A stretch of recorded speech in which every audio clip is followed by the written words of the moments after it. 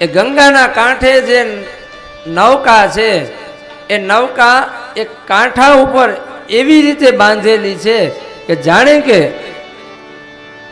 કોઈ જીવ વર્ષો વર્ષોથી ભગવાનની રાહ જોતું હોય કે ક્યારે પ્રભુ આવે, ક્યારે પ્રભુ પધારે. અને આ વર્ણનની શરૂઆત ગોસ્વામી તુલસીદાસજી કહે છે કે આ નૌકાની બાજુમાં એક કેવટ ઊભો છે. રામજી તેની પાસે આવ્યા અને મધુર વાણીમાં કહે, માંગી નાવ ન કેવટવાના કહી તુમાર મરણું में जाना. માંગી નાવ ન કેવટવાના કહી તુમાર મરણું में जाना. चरण कमल रज कहु सब कही मानुष करनी मुरी कछु अहि. श्री राम जय राम जय जय राम. श्री राम जय राम जय जय राम. રામજી આવ્યા છે કેવટની પાસે. કેવટ એક ગરીબ છે પણ એના વિચારોની જે ઊંચાઈ છે ને એ અદ્ભુત છે. એ પરિસ્થિતિથી ગરીબ છે પણ મનસ્થિતિથી બહુ શ્રીમંત છે, મનથી અમીર છે. અને કેવટની પાસે આવ્યા અને રામજીએ પૂછ્યું કે મારે ગંગાના પેલે પાર જવું છે તો મને તારી આ નૌકા આપ. માંગી નાવ, નૌકાની માંગણી કરી. અને ત્યારે કેવટ કહે છે, કહી તુમાર મરમું મેં જાના. તરત કેવટે કહ્યું કે હું તમારા મર્મને જાણું છું, માટે હું તમને નૌકા નહીં આપું. चरण कमल रज कहु सब कही मानुष करनी मुरी कछु अहि. श्री राम जय राम जय जय राम. श्री राम जय राम जय जय राम. એવું કહેવાય છે કે સ્ત્રીનો ધર્મ, પુરુષનું કર્મ અને ઈશ્વરનો મર્મ સમજવો ખૂબ જટિલ છે. માતાઓ બહેનો કથા સાંભળવા જાય તોય ચપટી ચોખા સાથે લઈને જાય. કેટલા વ્રત કરે, કેટલા ઉપવાસ કરે, કેટલું ભજન કરે, સત્સંગ કરે, કીર્તન કરે, આખો દિવસ ઘરમાં કામ કરતા હોય પણ રાત્રે જેમાં પછી થોડીક વાર શેરીની બહાર બધા બહેનો ભેગા થઈ અને અડધી કલાકે સત્સંગ કરે. વ્યવહારમાં રહેતા રહેતા પણ જે ધર્મનું પાલન કરી શકે એ સ્ત્રી છે. માટે સ્ત્રીનો ધર્મ શ્રેષ્ઠ છે. એના ધર્મને તરત સમજી ન શકાય. પુરુષનું કર્મ જટિલ છે અને એવી જ રીતે ઈશ્વરનો મર્મ આ જગતમાં સૌથી જટિલ છે. ભગવાનના મર્મને બધાય ન જાણી શકે. એ તો કોઈ સદગુરુની કૃપાથી, કોઈ સંતની કૃપાથી, કોઈ સદગ્રંથના આશ્રયમાં બેસી અને ક્યારેક એ ભગવાનના મર્મનો અનુભવ થાય. અને આવા એ ગૂઢ મર્મને આજ કેવટ એવું કહે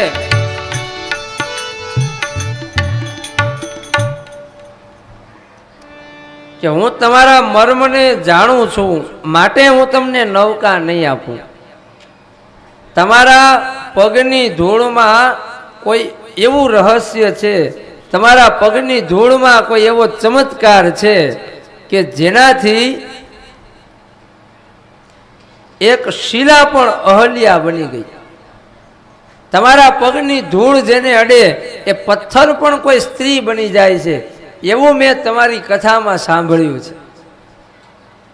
જ્યારે કેવટે કહ્યું કે હું તમારા મર્મને જાણું છું, એટલે ભગવાન પૂછે છે કે મારા તો ઘણા બધા મર્મ છે, તું કયા મર્મને જાણશ? એટલે કેવટ કહે કે હું પણ ઘણા બધા મર્મને જાણું છું, પણ એમાંથી એક મર્મ હું તમને કહું કે મેં એવું સાંભળ્યું છે કે તમારા પગની રજ, તમારી ચરણ રજનો સ્પર્શ થતા એક પથ્થર બ્રાહ્મણની સ્ત્રી બની ગયું, એક શિલા અહલ્યા બની ગઈ. તો મારી આ નૌકા છે ને એ મારી આજીવિકા છે. આ નૌકાના આધારે જ મારું જીવન ચાલે છે. આમાંથી જે પણ કંઈ રૂપિયા મળે એ રૂપિયામાંથી હું મારા ઘરનું ભરણ પોષણ કરું છું. અને તમે મારી નૌકામાં બેસો તો તમારા ચરણની ધૂળ આ નૌકાને અડે, અને કદાચ જો મારી આ નૌકા નારી બની જાય તો મારે શું કરવું? અને નારીમાં પાછું બ્રાહ્મણની પત્ની, ઋષિ પત્ની. તો બ્રાહ્મણની પત્ની, ઋષિની પત્ની એ તો અમારી માં કહેવાય. અમે રહ્યા અભણ માણસો, પૂજા પાઠને જાણીએ નહીં, અમારા ઘરની અંદર કશું પવિત્ર હોય નહીં, અને એ ઋષિ પત્નીને પછી અમારે અમારા ઘરે રાખવી પડે તો અમે એની સેવા પૂજા ન કરી શકીએ. તો નાથ, હું તમને આ મારી નૌકા નહીં આપું. રામજી આ કેવટની ચતુરાઈને જોઈ અને હસ્યા છે. ભગવાનના અનેક ભક્ત થયા. કેવટ એ ભગવાનના ભક્તોમાં, શ્રી રામજીના ભક્તોમાં કેવટ એ વિભૂતિ ભક્ત છે. કેવટે કહ્યું કે તેમ છતાંય જો તમારે આ નૌકા જોતી હોય તો એક રસ્તો છે. મને તમારા ચરણ ધોઈ લેવા દો કે જેથી તમારા પગમાં જેટલી ધૂળ છે એ બધી હું સાફ કરી નાખું, અને પછી તમે મારી નૌકામાં બેસો.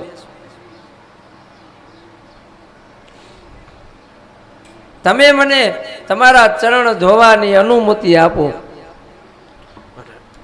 અને એક અદ્ભુત પદ આ કથાના સુંદર ભાવને વ્યક્ત કરતું.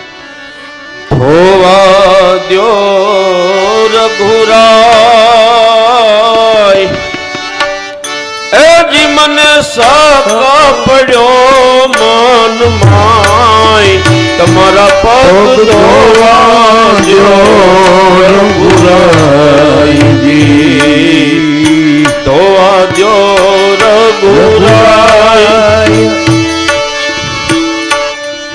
પ્રભુ મને શાપ પડ્યો મન માય, પગ મને ધોવા રઘુરાયજી.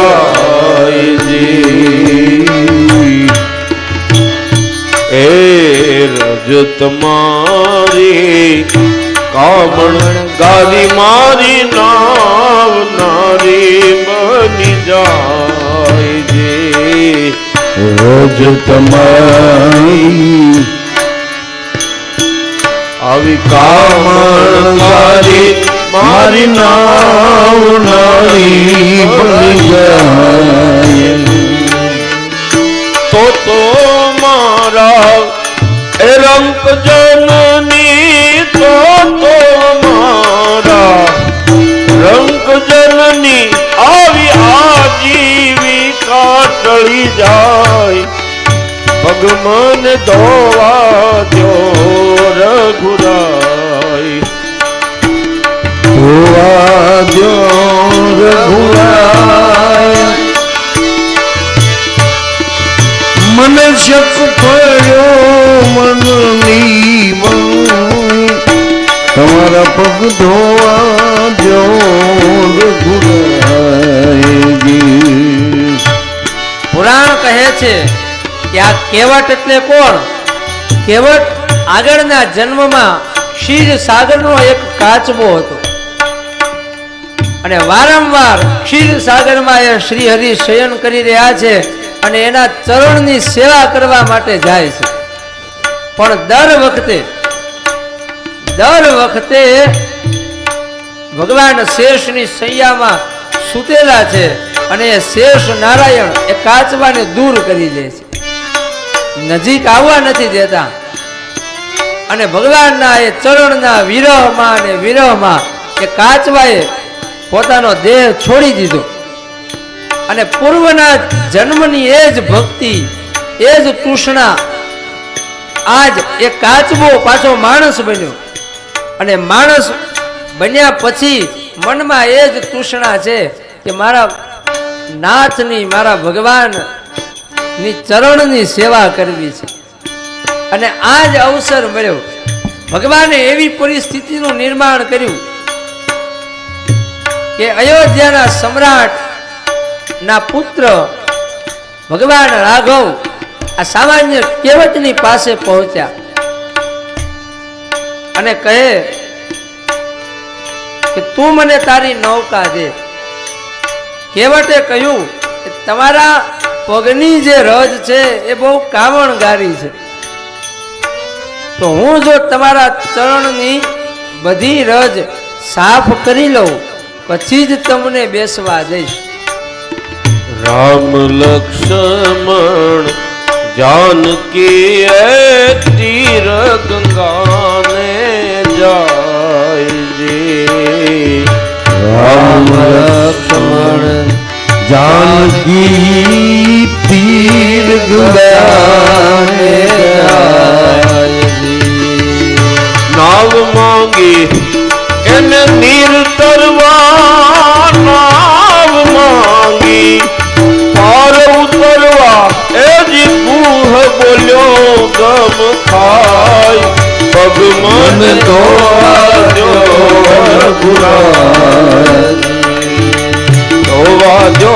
રઘુરાય. પ્રભુ મને સત પડ્યો મન માય. પગ મને ધોવા જો રઘુરાય. કેવટે કહ્યું કે રાઘવ, હું તમને મારી નૌકામાં બેસવા દઈશ.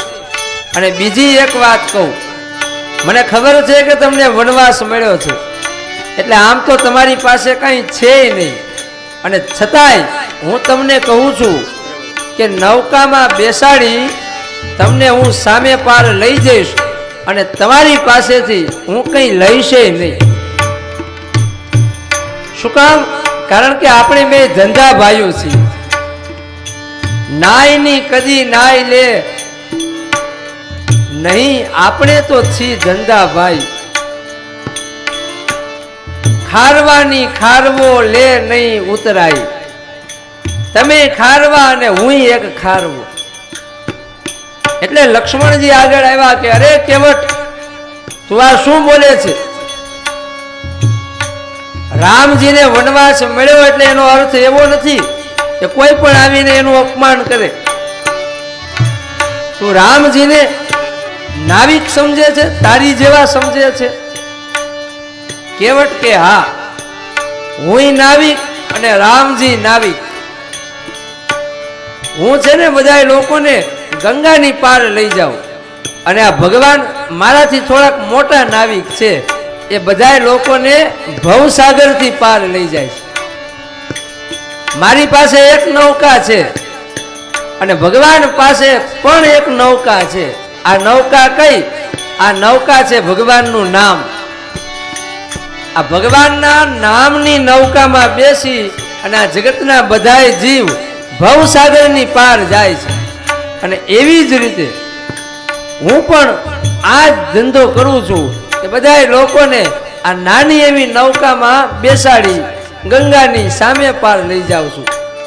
મારો કામ ધંધો છે એ થોડોક નાનો છે, ભગવાનનું કામ થોડુંક મોટું છે, પણ અમારો ધંધો છે સરખો. એ આવી જોઈ ચતુરાઈ ભીલ જનની જાનકી મુસ્કાઈ રે જોઈ ચતુરાઈ ભીલ જનની જાનકી મુસ્કાઈ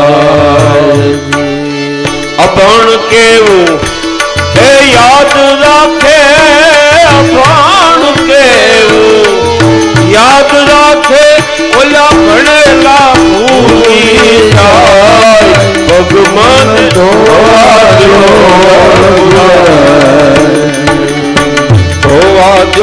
રઘુરાઈ પ્રભુ મને સત પડ્યો મનમાં ભગવાન ધોવાજો રઘુરાઈ ભગવાન ધોવાજો રઘુરાઈ. અને કેવટ ની આ ચતુરાઈને જોઈ જાનકીજી હસ્યા છે કે જેમ ભગવાન અલૌકિક છે, અદ્ભુત છે, એમ ભગવાનના ભક્તોય અલૌકિક છે. ઘણાય ભક્ત જોયા પણ આ કેવટ ની ભક્તિને જોઈ જાનકીજી પ્રસન્ન થયા છે. અને હવે કેવટ એક લાકડાની કાથરોટ લઈ આવે છે. પૂજાનો નિયમ એવો છે કે આપણે ભગવાનની પૂજા કરવી હોય તો એ સોનાનું વાસણ જોઈ. સોનાનું પાત્ર ન હોય તો ત્રાંબા કે પિત્તળના પાત્રમાં આપણે ભગવાનની મૂર્તિ રાખીએ અને એમાં આપણે ભગવાનની પૂજા કરીએ. એટલે લક્ષ્મણજીએ કેવટની સામે જોઈને કહ્યું કે આની અંદર તું ભગવાનના પગ ધોઈશ? કેવટ કહે કે હા, એનું કારણ એ છે કે એક તો હું ગરીબ છું, મારી પાસે સોનાના કે ત્રાંબાના વાસણ છે નહીં, અમારા ઘરમાં એક જ કાથરોટ છે, એમાં જ અમે રસોઈ બનાવીએ, એમાં જ પછી અમે જમીએ. અને બીજું એક કારણ એવું છે કે મારી જે આ નૌકા છે ને એ લાકડાની છે અને આ કાથરોટ એ લાકડાની. તો ભગવાનના ચરણ રજમાં જો કંઈક ચમત્કાર હશે તો મને અહીંયા ને અહીંયા ખબર પડી જશે.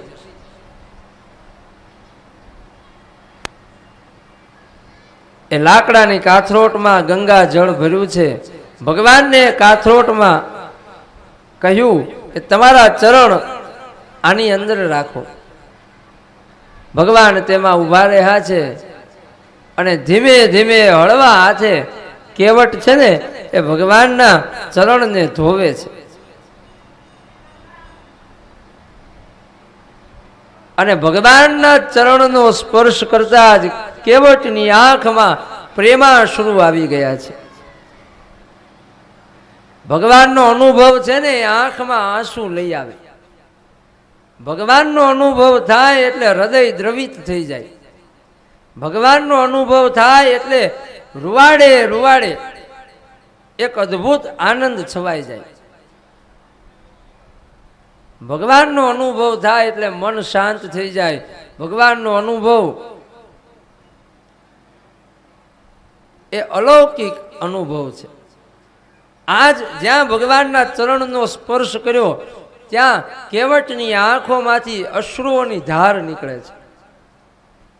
કોઈ પણ ભક્તની કથા તમે સાંભળો એટલે આ એક વાત સામાન્ય છે કે જ્યારે જ્યારે ભગવાન એના ભક્તની પાસે આવે છે એટલે બધાય ભક્તો રડ્યા છે. ભગવાનને જોઈ અને બધાય ભક્તોની આંખમાં આંસુ આવી ગયા છે. આજ ભગવાનના ચરણને ધોતા ધોતા કેવટની આંખમાં આંસુઓની ધાર છે. ગંગા જળ અને આ અશ્રુ ધારાથી રામજીના ચરણ ધોયા છે. ફરીવાર કેવટે ચતુરાઈ કરી.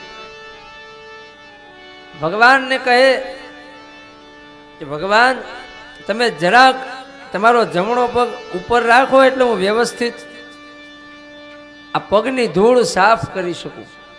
અને ભગવાને જ્યાં જમણો પગ જરાક ઉપર લીધો ત્યાં ભગવાનનું સંતુલન જરાક ડગમગ્યું.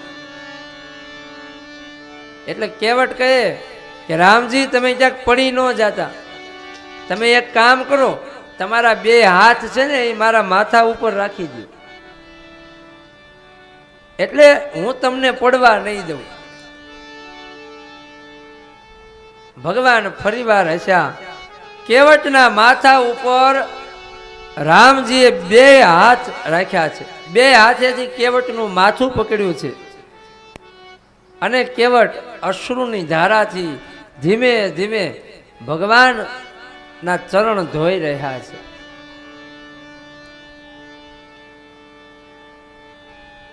ભગવાનની ચરણ સેવા કરી છે, બરાબર રીતે ચરણ ધોયા. પછી રામજીએ કહ્યું કેવટ હવે તો બસ ને, હવે મને તારી નૌકામાં બેસવા દે.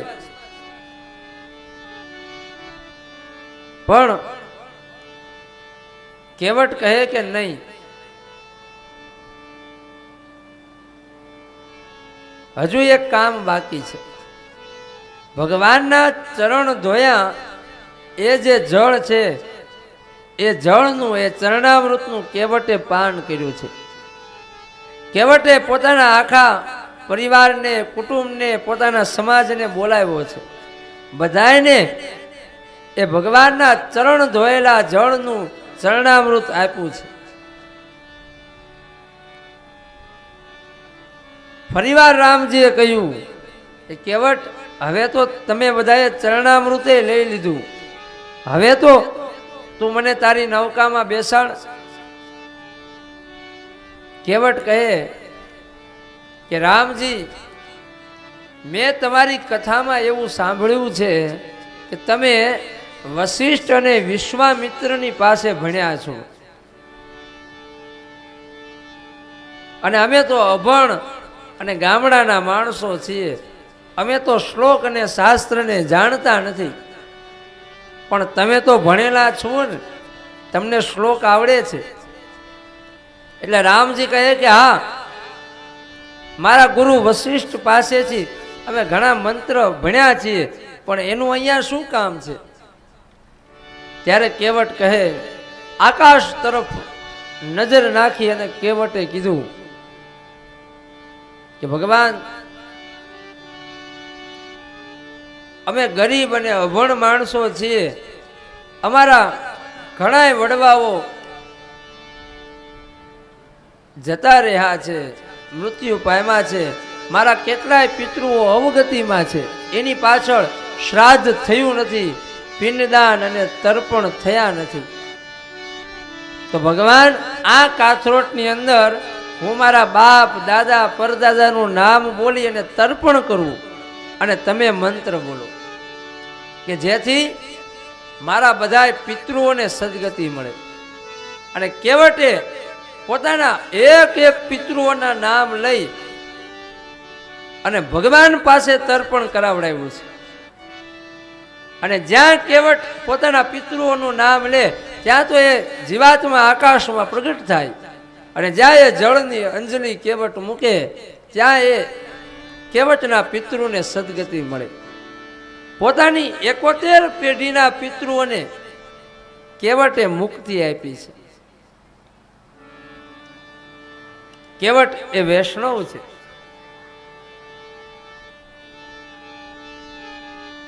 કહે છે કે કુળની અંદર કોઈ એક બાળક પણ કેવટ જેવું થઈ જાય તો આખા કુળને ગતિ મળી જાય. કુળની અંદર એક વ્યક્તિ સંત થઈ જાય, કુળની અંદર એક વ્યક્તિ હરિભક્ત થઈ જાય એટલે આખા કુળનો ઉદ્ધાર થઈ શકે. અને એનું પ્રમાણ છે આ કેવટ ચરિત્ર. કેવટ કહે છે કે ક્યારેય અમારા પૂર્વજોએ ભગવાનનું નામ લીધું નથી, ક્યારેય ભજન કર્યું નથી, ક્યારેય દાન ધર્મ કર્યા નથી, સત્સંગ કર્યા નથી, પણ આજ મને અવસર મળ્યો, મારી પાસે તમે આવ્યા તમે મારો ઉદ્ધાર કર્યો, પણ જ્યાં સુધી મારા પિતૃઓ અવગતિમાં છે ત્યાં સુધી મારું એક કર્તવ્ય છે કે મારો ઉદ્ધાર થાય તે પહેલા મારા પિતૃઓને ગતિ મળે. અને ભગવાને કેવટ ઉપર કૃપા કરી છે.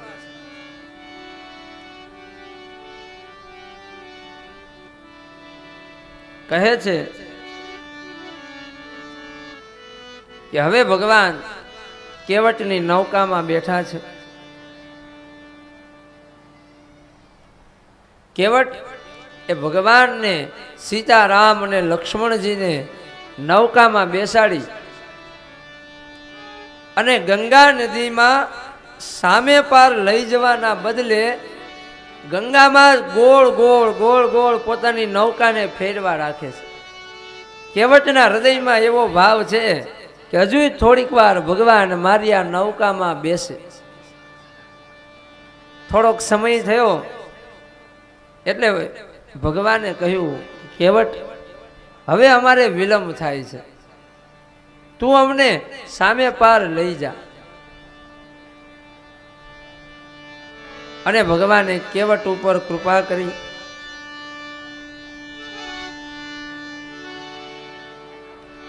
કેવટ ગંગાના સામે કાંઠે આવ્યા છે. સીતારામજી નૌકામાંથી નીચે ઉતર્યા. કેવટે રામજીની સામે જોયું.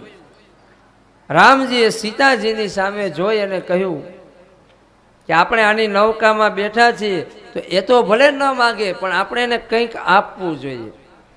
એટલે જાનકીજીએ પોતાનું એક આભૂષણ કાઢી અને રામજીને આપ્યું કે તમે આ લો અને આપી દો આ કેવટને.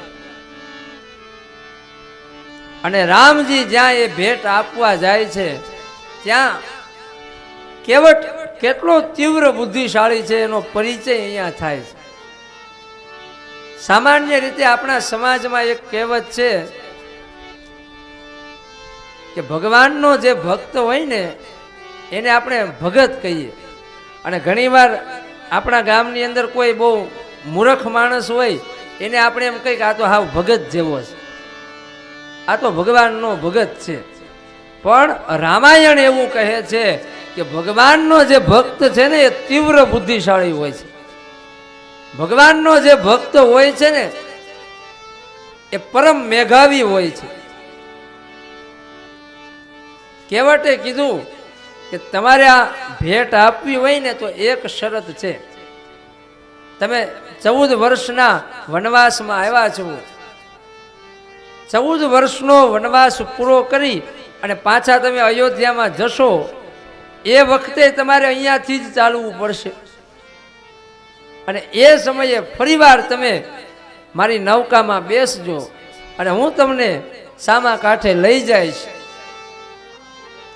એ વખતે તમે મને આ ભેટ આપજો.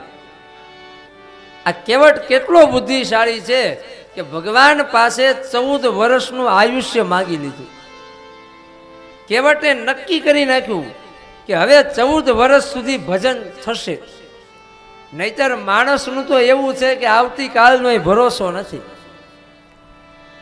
એના બદલે કેવટે ભગવાન પાસે માંગી લીધું કે 14 વર્ષ પછી જ્યારે તમે આવશો ત્યારે હું તમને આ મારી નૌકામાં બેસાડીશ. અને ભગવાને કીધું કે હું ફરીવાર અહીંયાથી આવીશ અને તને હું આ ભેટ આપીશ. 14 વર્ષનું આયુષ્ય માંગ્યું અને કેવટે મનમાં જ નિર્ણય કરી લીધો કે જે ભગવાનના રૂપની આજ ઝાંખી કરી છે આજથી 14 વર્ષ સુધી એ રૂપનું હું ધ્યાન કરીશ, એ રૂપનું હું સ્મરણ કરીશ. જે રઘુનાથજીને આજ જોયા છે એ રઘુનાથજીનું હું આજીવન ભજન કરીશ. આ કથા એ રામાયણની કથા છે. રામાયણની એક એક કથા એ અલૌકિક છે. રામાયણની એક એક કથા એ અદ્ભુત છે.